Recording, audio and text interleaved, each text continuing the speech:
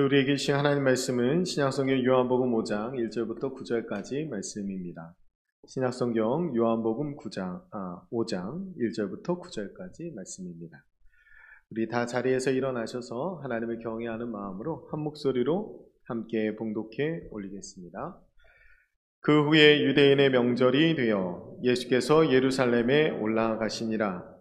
예루살렘에 있는 양문 곁에 히브리 말로 베데스다라 하는 못이 있는데 거기 행각 5이 있고 그 안에 많은 병자, 맹인, 다리 저는 사람, 혈기 마른 사람들이 누워 물의 움직임을 기다리니 이는 천사가 가끔 못에 내려와 물을 움직이게 하는데 움직인 후에 먼저 들어가는 자는 어떤 병에 걸렸든지 낫게 되밀어라. 거기 38에 된 병자가 있더라. 예수께서 그 누운 것을 보시고 병이 벌써 오래된 줄 아시고 이르시되 내가 낫고자 하느냐.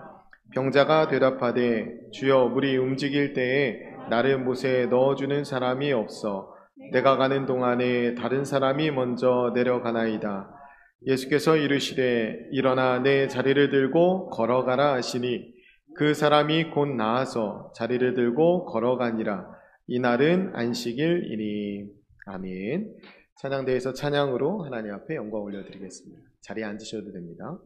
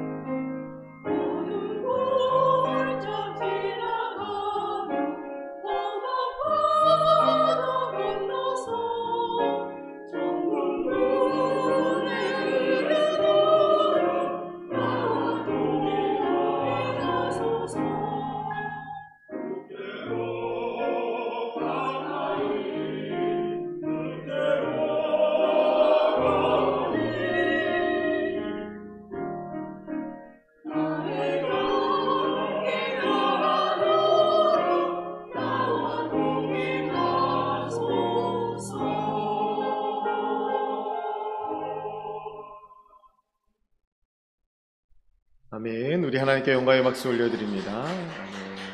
기도하겠습니다.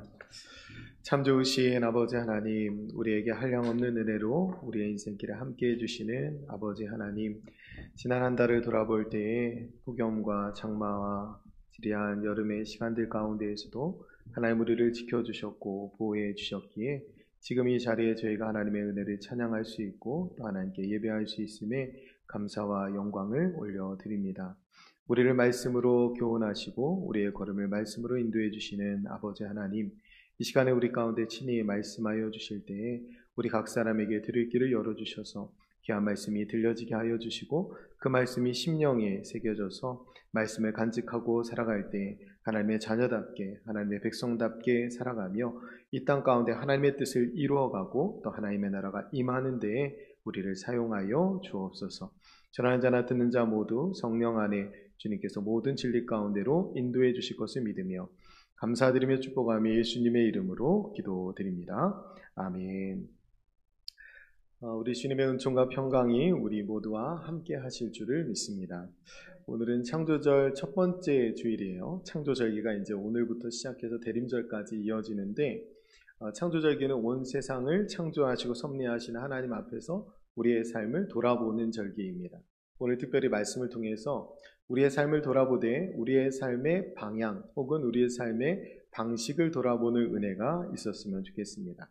오늘 본문에서 예수님께서 이 유대인의 명절에 예루살렘에 올라가시죠.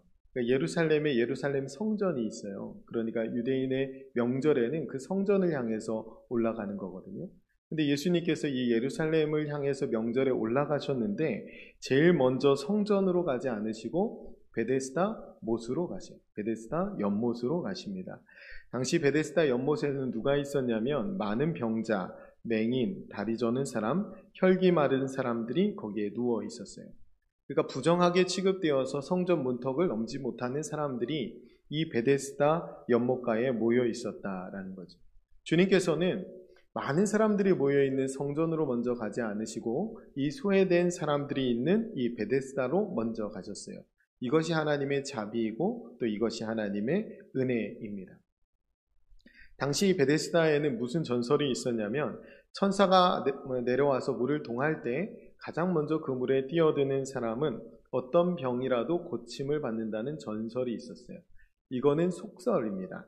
성경에 보면 이 내용이 가로로 이렇게 쳐져 있어요. 어떤 사본에는 이것이 없다라고 되어 있고, 이 내용을 보면 아시겠지만 여러분, 이 내용이 하나님의 말씀은 아니에요. 천사가 내려와서 물을 동할 때 가장 먼저 뛰어드는 사람이 병고침을 받는다. 오징어 게임 보셨죠? 오징어 게임 마지막에 한 명 남아서 한 명이 다 가져가잖아요. 똑같아요. 제일 먼저 뛰어드는 사람, 그 한 사람만 고침을 받는다. 그럼 여기는 어떻게 되는 거예요? 베데스다는 그 이름 뜻이 자비의 집인데 여기 이제 더 이상 자비의 집이 아니에요.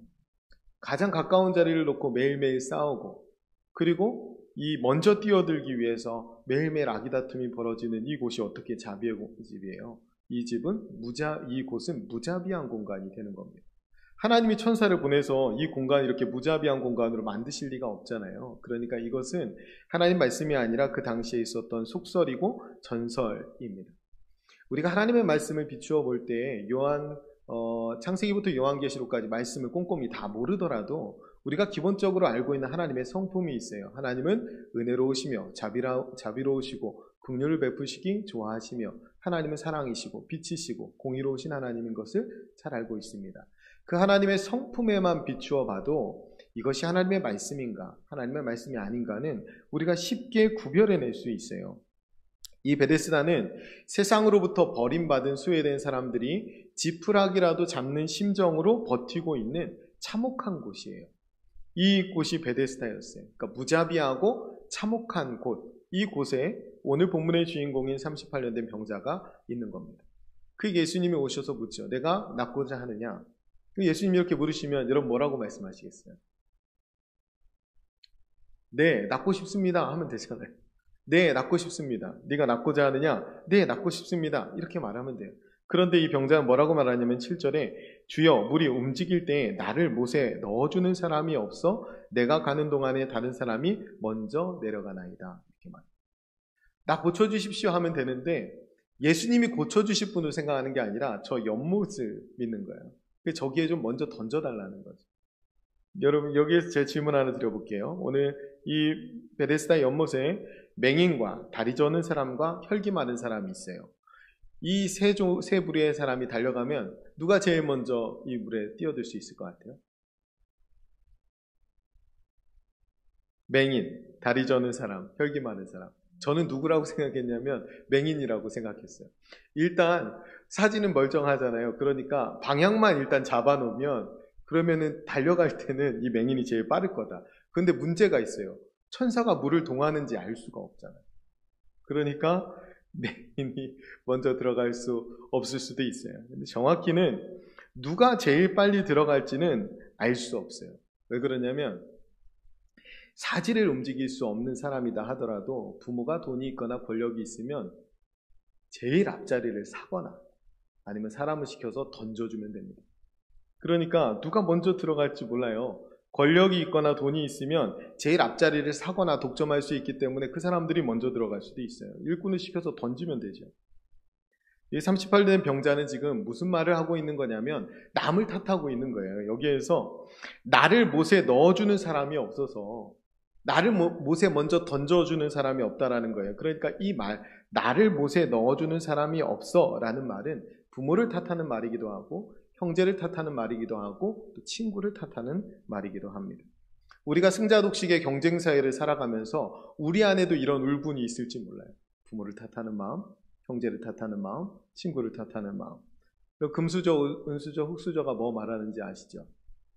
요즘 공정이 사회의 화두가 되었고 공정을 굉장히 중요시합니다. 그만큼 공정하지 않다는 반증이에요. 우리 사회가 공정하지 않다. 그런 사회를 우리가 살아가고 있을 때 이런 울분이 자연스럽게 생길 수 있습니다. 이 베데스다는 자비의 집이 아니었어요. 가장 힘없고 돈 없는 사람들의 공간이 아니라 어쩌면 힘 있고 돈 있는 사람들을 위한 그 사람들을 위해 존재하는 연못일 수 있습니다.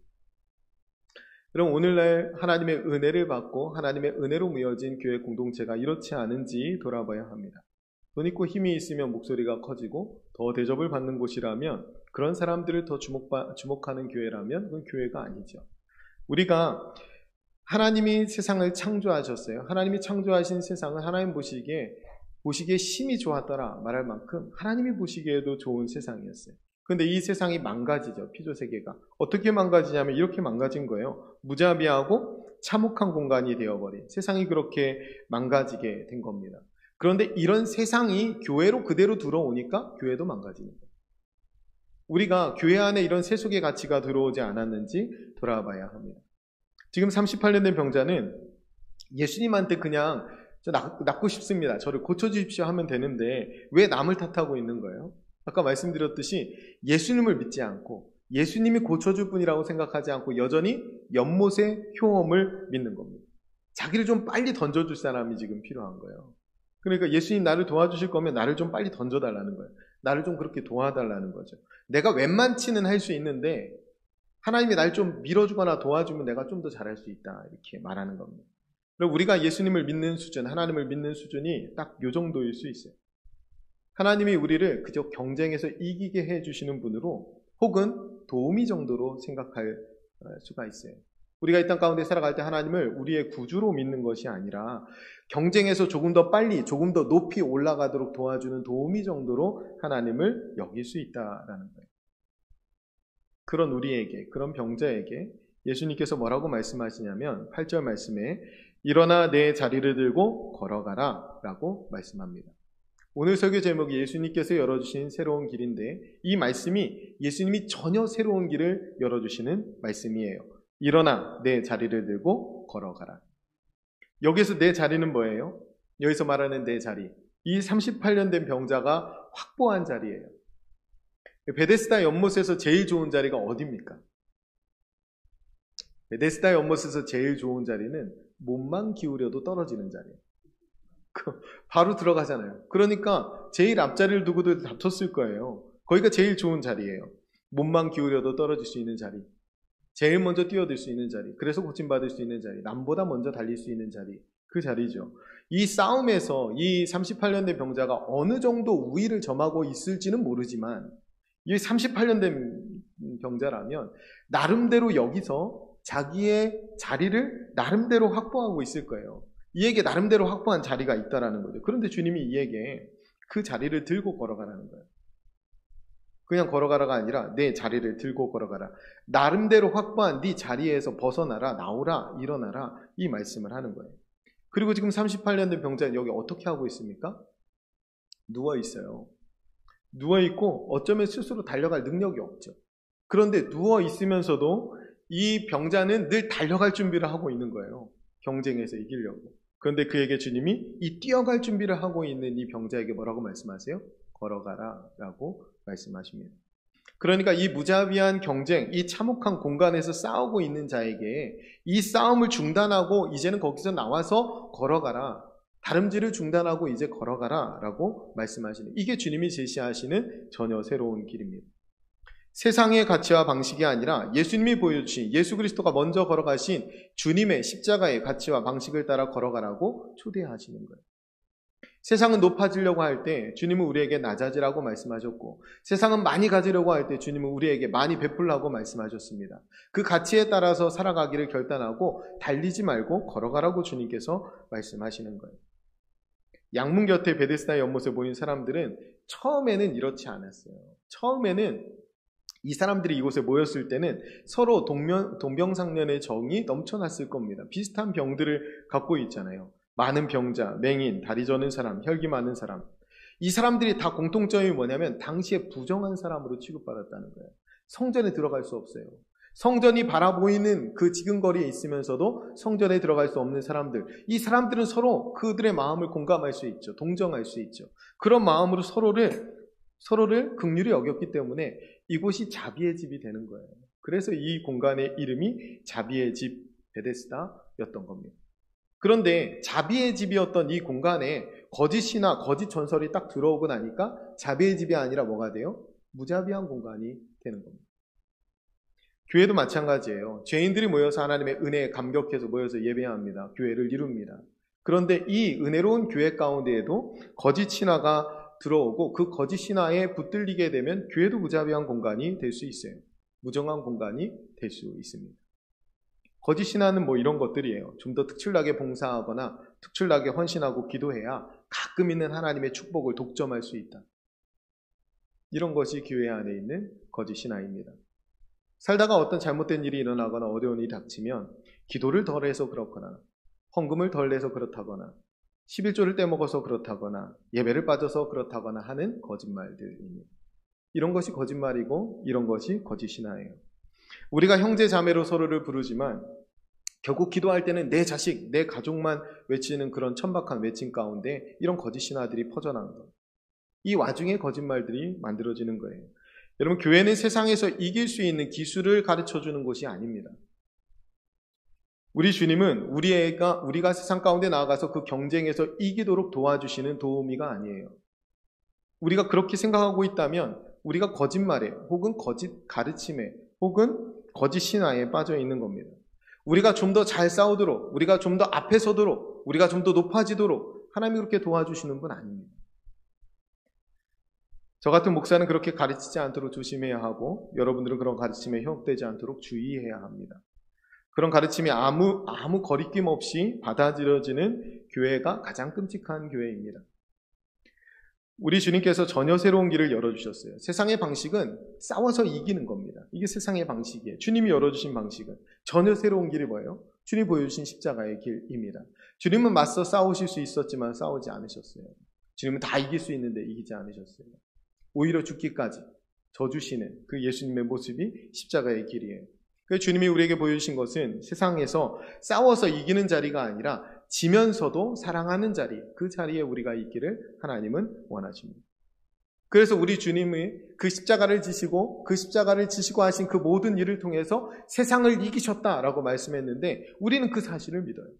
주님의 십자가가 세상을 이겼다라고 믿습니다. 세상 사람들이 보기에는 십자가가 미련한 것이지만 우리에게는 능력이요 자랑이 되는 것은 그 십자가가 세상을 이겼음을 우리가 믿기 때문입니다.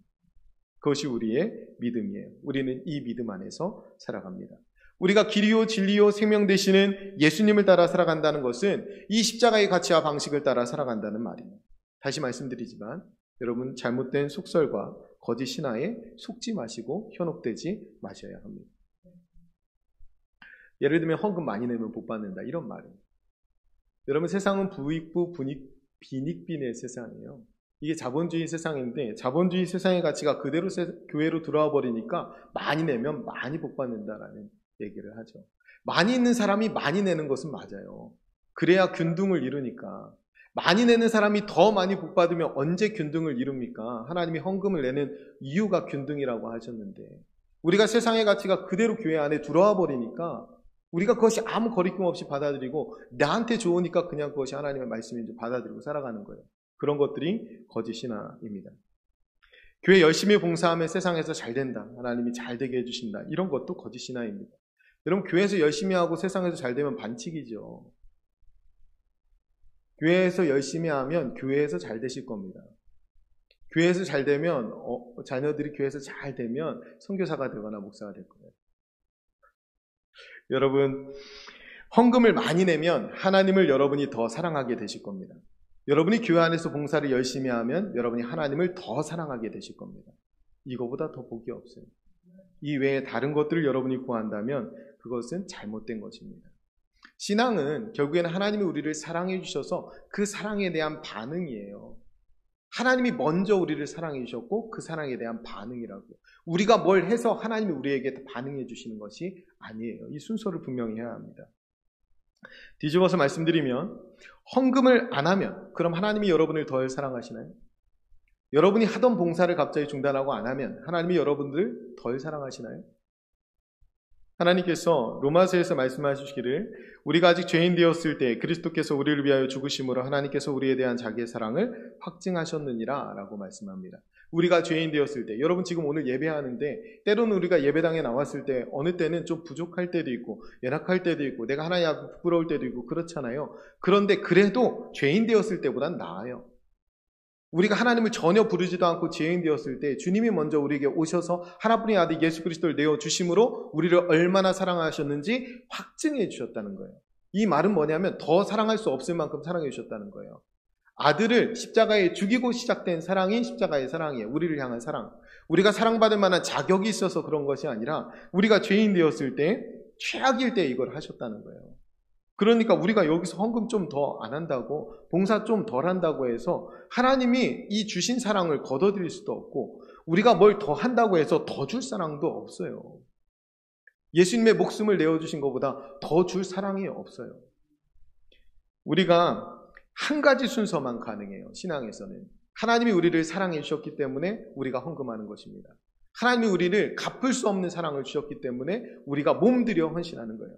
하나님이 우리에게 은혜를 주셨기 때문에 그 십자가를 바라보고 예배하고 싶어서 주일마다 예배당에 나오는 것입니다. 주님께서 십자가에 죽어주심으로 우리에게 영원한 생명을 주셨기 때문에 주님이 부활하신 매 주일에 나와서 하나님을 예배하는 것입니다. 이 순서를 여러분 혼동하면 안 돼요. 여러분 신앙생활에 조건을 붙이지 마십시오. 하나님은 그런 분 아닙니다. 여러분 신앙생활에 조건을 붙이면 다 거짓신화예요. 여러분 신앙생활하면서 거기에 붙이는 조건들은 다 속설이고 거짓신화입니다. 우리가 하나님의 은혜를 입었어요. 자격이 없는데 하나님이 갚을 수 없는 은혜를 이미 충분히 부어주셨어요. 그래서 이 은혜로 움직이는 거예요. 이 은혜로 반응하는 거예요. 그것이 신앙생활입니다. 은혜에 따라서 은혜에 이끌려 살아가는 것이 우리의 복이고 우리의 특권이에요. 예수 그리스도를 주신 것이 복이라고요. 그분을 주셨다는 소식이 복음이고 그 복이 우리 안에 이미 임한 것이 특권이에요. 우리의 특권. 세상 사람들이 갖지 못한. 그래서 우리는 이 은혜의 특권을 가지고 있기 때문에 세상 사람들보다 훨씬 더 너그럽게 살아야 되고 세상 사람들보다 훨씬 더 사랑하면서 살아야 합니다. 우리가 이 용서를 받았기 때문에 용서하며 살아야 되고 이 은혜를 받았기 때문에 은혜를 베풀면서 살아야 돼요. 신앙생활은 은혜에 반응하는 것입니다. 다른 조건이 들어오면 안 돼요. 은혜 입은 자답게 다른 가치와 방식으로 살아가시기를 바랍니다. 세상에서 더 자비롭고 더 긍휼을 베푸는 하나님의 사람으로 살아가십시오. 그래서 우리의 가정과 우리의 일터와 우리의 교회가 진정한 베데스다가 되어야 합니다. 진정한 자비의 집이 되어야 돼요. 오늘 우리는 주님이 부활하신 거룩한 주일에 이곳에 모여서 예배합니다. 나름대로 우리가 확보했던 자리를 놓고 일어나서 여기 와 있는 거예요. 일을 중단하고 세상 사람들 경쟁 속에 살아가는 한 주간의 삶 가운데 그것을 중단하고 여기에 나왔습니다. 내 자리를 들고 이 자리에 온 거예요. 다름질을 멈추고 여기에 온 거죠. 세상 사람 오늘 하루 세상에 가서 열심히 달리면 더 잘 사실 거예요. 그만큼을 포기하고 여기 나오신 겁니다. 내 자리를 들고 일어나 걸어가라 말씀하시는 그 음성에 순종해서 여기에 나오신 거죠. 왜 여기에 나오셨어요, 여러분? 왜 주일에 나오셔서 여러분 예배하면서 하나님 말씀 앞에 있습니까? 걸어가라고 말씀하시는 하나님의 음성을 또 듣기 위해서예요. 세상에 쫓아 살아가지 말고 겁내지 말고 두려워하지 말고 내가 가르쳐준 대로 걸어가라 라고 말씀하시는 하나님의 음성을 또 듣기 위해서 여기 있는 겁니다. 그럼 십자가 바라보면서 예배하면서 십자가의 가치와 방식을 다시 한번 배우기 위해서 이 자리에 있는 거예요. 내가 기뻐하는 길이 아니라 하나님이 기뻐하시는 길이 무엇인지를 다시 배우기 위해서 여기 계신 겁니다. 하나님이 오늘 말씀 가운데 여러분에게 그 길을 가르쳐 주시는 거예요. 우리가 세상 사람들이 말하는 것처럼 더 많이 갖고 더 많이 높아지면 평안한 것이 아니라 하나님 안에 있을 때 참된 평안을 누릴 수 있다라고 믿기 때문에 오늘 이 자리에 나와서 예배하는 것입니다. 오늘 하나님이 여러분에게 마음의 쉼을 주실 거예요. 마음의 평안을 주십니다.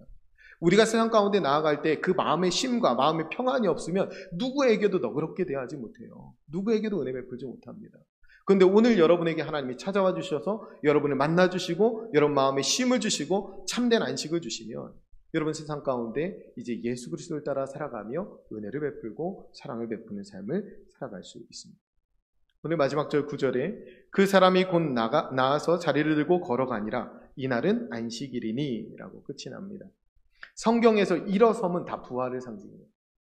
자리를 들고 일어나서 걸어 나갑니다. 지금 우리도 매주일 주님 앞에 나와 예배하잖아요. 이 주님과의 만남은 절망의 자리에서 우리가 다시 주님과 함께 일어서는 거예요. 우리가 주님 부활하신 날 나와서 예배하는 이유는 절망의 자리에서 다시 함께 일어서는 겁니다. 우리가 주님이 부활하신 날 주일에 부활하신 주님 앞에 나와 예배하는 것은 부활하신 주님과 함께 일어서서 이제 세상 가운데 저 문 밖을 나서서 세상에 나아갔을 때 한 주간의 삶 가운데 주님과 함께 동행하며 걸어가며 주님이 가르쳐주신 가치와 방식대로 살아가며 세상을 이기기 위해서 주님은 우리에게 그 이김을 주시는 하나님이십니다. 세상의 가치와 방식에 역행하는 주님의 말씀을 붙들고 다시 일어나 세상 속으로 걸어 들어가서 전혀 다른 가치, 전혀 다른 방식으로 살아가는 저와 여러분이 되었으면 좋겠습니다. 무자비한 참혹한 공간이 되어버렸어요, 세상은. 그런데 우리는 이 세상을 자비한 하나님의 나라로 재창조하는 하나님의 사람들이 되었습니다. 한 주간에 살아갈 때 여러분의 가정과 일터 사회에 진정한 베데스다를 창조하고 이루어가는 저와 여러분 되시기를 간절히 축원드립니다. 기도하겠습니다. 우리 말씀을 기억하면서 같이 기도할 때 하나님 주님께서 열어주신 새로운 길을 걸어가게 해 주옵소서. 십자가의 길을 걸어가게 하여 주옵소서. 세상의 가치와 방식에 현혹되지 않게 하여 주시고 교회가 거짓 신화에 빠지지 않게 하시고 한 주간 부활하신 주님과 함께 세상으로 다시 걸어 들어가 세상을 변화시키는 저희가 되게 하여 주옵소서. 제 가정과 일터 사회가 진정한 베데스가 될 수 있도록 우리가 그 진정한 베데스를 이루어가는 한 주간의 삶을 살아갈 수 있도록 도와주옵소서. 우리 말씀을 결단하면서 함께 같이 통성으로 기도하겠습니다. 기도합니다. 은혜로우신 아버지 하나님 감사합니다. 하나님 우리에게 은혜 베풀어 주신 아버지 하나님, 오늘 생명 주신 주님 앞에 나와 저희들 예배하면서 아버지 하나님 우리가 세상에 어떠한 가치 어떠한 방식으로 살아가야 될지를 다시 한번 깨닫게 해주시니 감사합니다. 예수님이 열어주신 새로운 길, 그 십자가의 길을 우리에게 가르쳐 주시고 깨우쳐 주셨사오니 하나님이 주님 우리에게 보여주신 그 십자가의 길을 따라 걸어가는 믿음의 백성들이 되게 하여 주시옵소서. 싸워서 이기는 자리가 아니라 지면서 사랑하는 자리를 택하는 저희들 되게 하여 주시옵소서.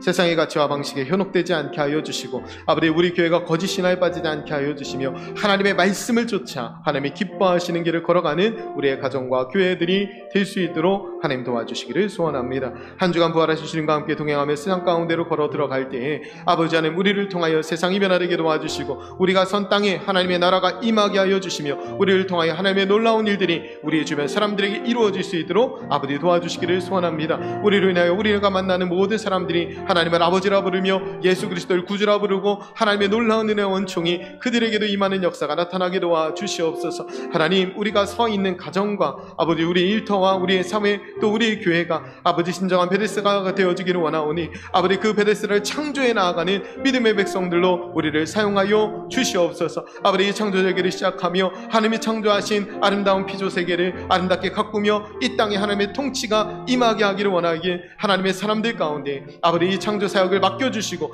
이 일을 이루실 때에 이 권속된 하나님을 사용하여 주시옵소서. 우리를 통해 한 주간의 삶 가운데 하나님 영광 받아주시고 우리와 동행하여 주실 때에 놀라운 주의 복이 임하는 복된 한 주간이 될 수 있도록 축복하여 주옵소서. 자비로우신 하나님 아버지, 예수님께서 열어주신 새로운 길을 깨우쳐 주심에 감사드립니다. 세상의 가치와 방식을 버리고 주님의 십자가 가치와 방식을 따라 살아가게 주옵소서. 싸워서 이기는 길이 아니라 지면서 사랑하는 길을 택하게 하여 주옵소서. 내 자리를 들고 걸어가라고 말씀하시는 주님, 세상 속으로 걸어 들어가 전혀 다른 삶의 방식을 보여주며 살아가는 참된 그리스도인이 되게 해 주옵소서. 경쟁하고 다투며 살기보다 인간답게 사랑하고 정을 나누며 살아갈 수 있도록 우리의 인생을 선히 인도해 주옵소서. 창조주의를 맞이하며 결단합니다. 우리의 가정, 일터, 사회에 진정한 베데스다를 창조해 나아가는 저희의 삶이 되게 인도해 주옵소서. 길이요 진리요 생명 되시는 예수님의 이름으로 기도드립니다.